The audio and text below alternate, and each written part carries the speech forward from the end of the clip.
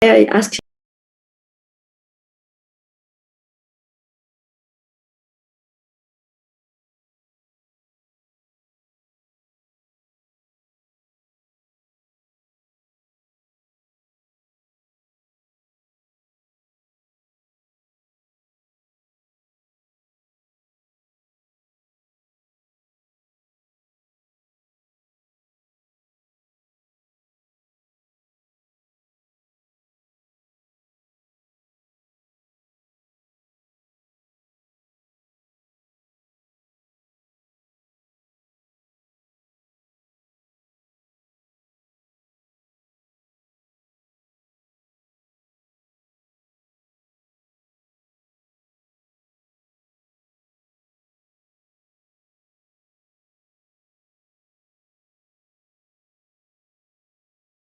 International Conference on Transboundary Aquifers. And we have the pleasure to start this morning with a panel on transboundary aquifer contribution to the SDGs. And I have the pleasure and the honor to leave immediately the floor to a dear colleague from the UN Water, Federico Properzi, who is the Chief Technical Advisor of the unit of the Secretariat in the UN Water in Geneva. He will take care of the dialogue in the panel, and I thank the colleagues and the experts that are with us this morning in the panel. Thank you so much. Federico, the floor is yours.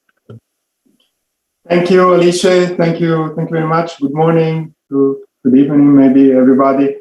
And so let's start with friends and colleagues. It's really a pleasure to be with you today and participate in the second ESARN conference. And I am very happy to be here to have the privilege to moderate this discussion on transboundary aquifers contributions to SDGs. Now, this title, this topic can actually be very, very broad, because improving transboundary cooperation has an impact, of course, on many other SDG 6 targets as well as other SDGs. So in this panel discussion, I would like to suggest that we actually focus on two specific aspects. One is the process of monitoring transboundary agreements, that is indicator 652, its value and how this can have an impact on results. And two, how improving cooperation on transboundary agreements can generate multiple benefits. Of course, contribute to many other SDGs. And please bring specific examples on how this can happen. So let me introduce our dear panelists. We have Carol Shushin-Shefein, who is the officer in charge of Sustainable Development Policies of the Sustainable Development Policies Division of ESQA and chief of the Water Resources Section in Beirut. And she's also the director of the Arab Center for Climate Change Policies. We have Concepcion Conchita Marquello Olona, who is the coordinator of international water issues at the Directorate General of Water in the Ministry for Ecological Transition and Demographic Challenge in Spain. We have Mr. Sheikh Bekaye Gaye, who is the president of the Senegalese National Committee for the UNESCO IHP. Aurelia Dumont, who is our associate project officer in the groundwater system section at UNESCO. And Francesca Bernardini, who is the chief of the Transboundary Cooperation section at UNEC, the United Nations Economic Commission from Europe. So welcome to our dear panelists, and thank you very much for joining. So I will start with a question to Carol. So Carol, from the regional perspective, do you agree that improved cooperation in transboundary aquifers can contribute to accelerate the achievement not only of SDG 6, but of other SDGs? Over. Thank you very much, Federico, and good morning from Beirut to everyone. Of course, transboundary cooperation, of course, is central to the achievement of SDG 6, but it does have significant implications for the broader range of SDGs as well. And why is that the case? Well, we are working at ESQA across the Arab region which is water scarce and has already a high dependency on external surface water resources, which even increases more dependency on groundwater resources for water security. This is complicated by the fact in the region, when we think about the SDG framework in terms of collaboration and partnerships and achieving joint global goals, it's the fact that transboundary aquifer systems cover 2 to 6 countries in our region. So there's several countries. It's not just a bilateral story. Up to 6 countries are involved in transboundary aquifer systems. So that is one complication, added to the fact that most of the water, the groundwater in the region that is shared, is also non-renewable. So how do we put this in the SDG framework? Well, we think not only about the 2030 agenda goals to achieve water and sanitation for all now, but we also have to look at it in the SDG paradigm of present and future generations, which is all the more true when we think about non-renewable groundwater resources. And amplified on this is the climate change story, which climate is inherently a transboundary phenomenon. It's not only temperature, but precipitation. In our region, actually, there's some variations happening with precipitation, and we have to do more together to be able to capture some of that rainfall, because in some parts, actually, rainfall is increasing and temperatures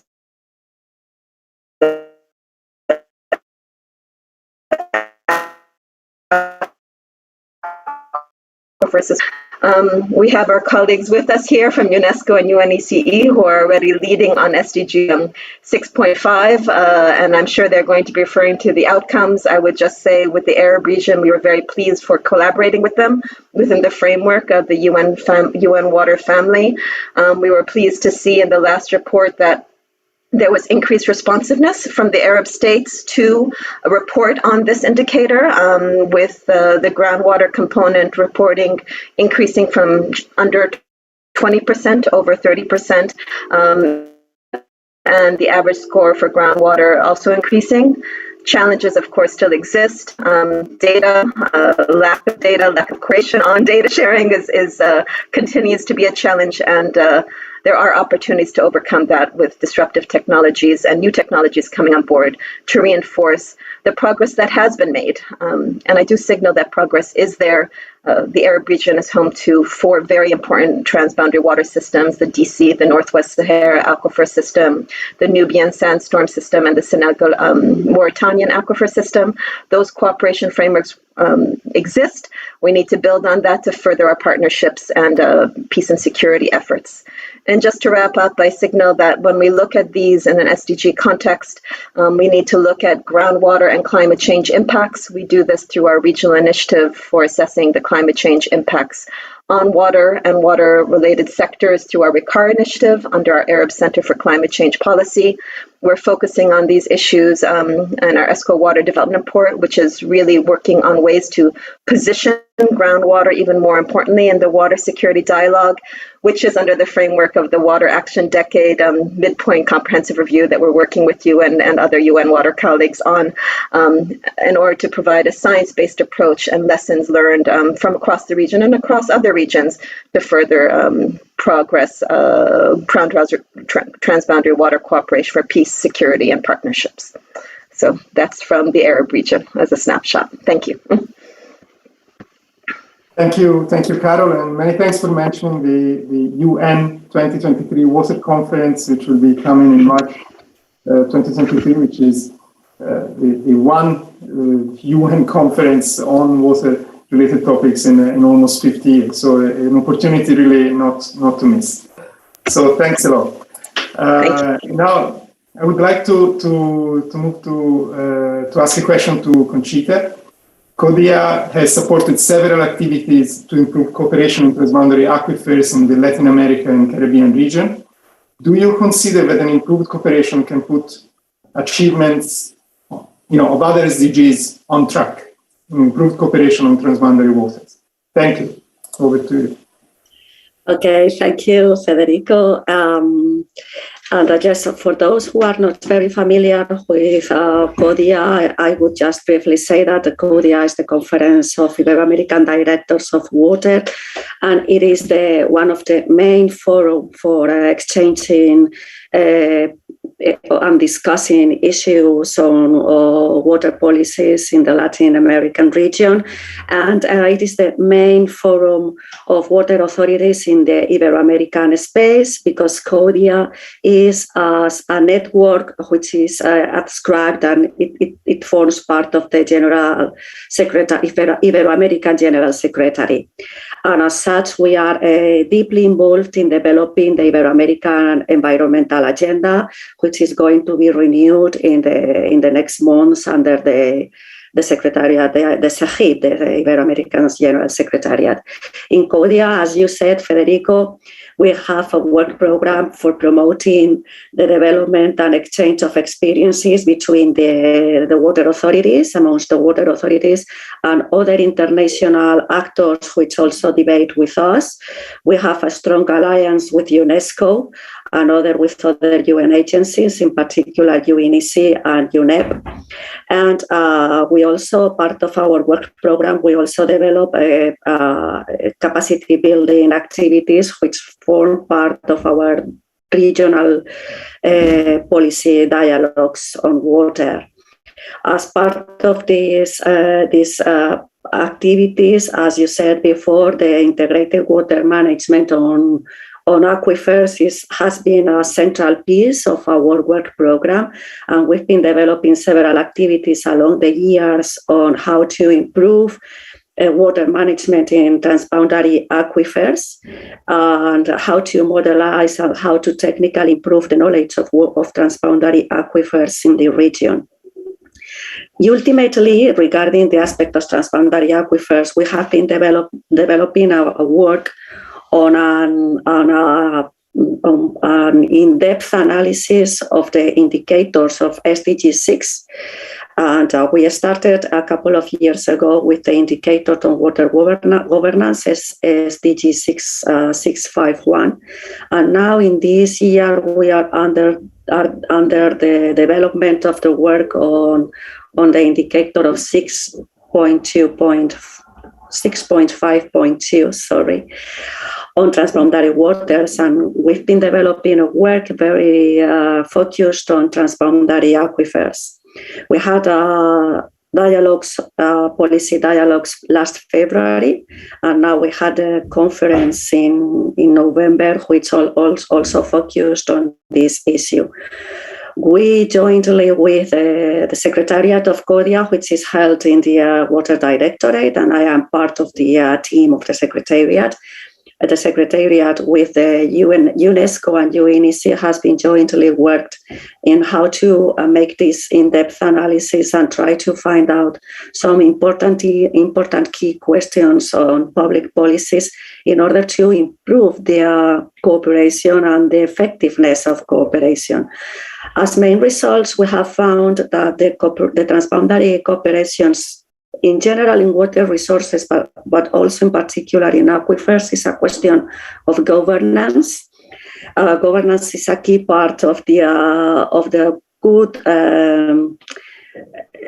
efficiency of the arrangements, and also the convention and also the common understandings of at international level are set, but these are not very efficient if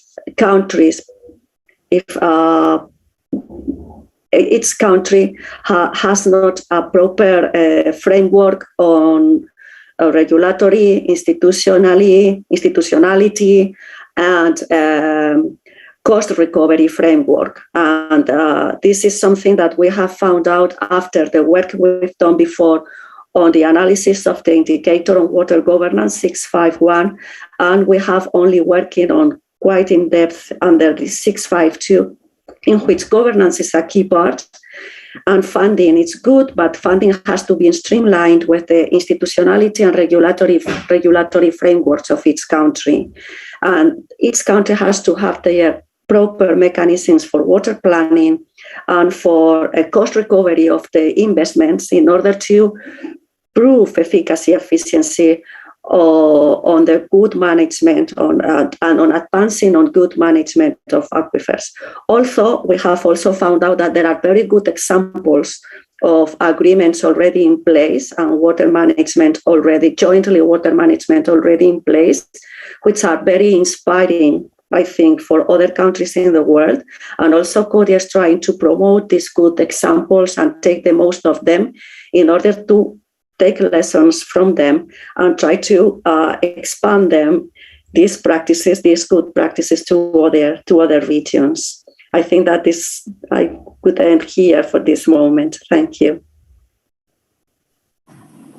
Yeah, thank you very much, Conchita. I really like how you brought together the issues of data information with the analysis of 652, for example, with the governance, with funding, and all of these. We've been discussing, talking about these. All of these are actually highlighted as accelerators of the global acceleration framework for SDG 6, and we're very happy that we're also partnering with CODIA to really push also on the capacity development aspect of that. So thank you very much for that. Mr. Sheikh, certainly Senegal is always brought as a great example of transboundary cooperation. You have OMVS, so it's really my pleasure to ask you if you can tell us about the example of the recognition in your country and region of importance and of the strengthening of cooperation as an element for the achievement of all SDGs. Floor is yours. Thanks. Thank you, dear moderator. Good morning to everybody. As you rightly mentioned, Senegal is very engaged in transboundary cooperation because of its life of Senegal. As you know, all our surface waters came from abroad, first element. And we share these waters with our countries, neighbor countries. Therefore, since the early days of the independence, it was established that water cooperation is vital for Senegal. And that is where OMVS was created. And historically, there are some background, but at the end of the day, OMVS had made very good progress and followed by OMVG on the Gambia and the other rivers in the southern part of this big country.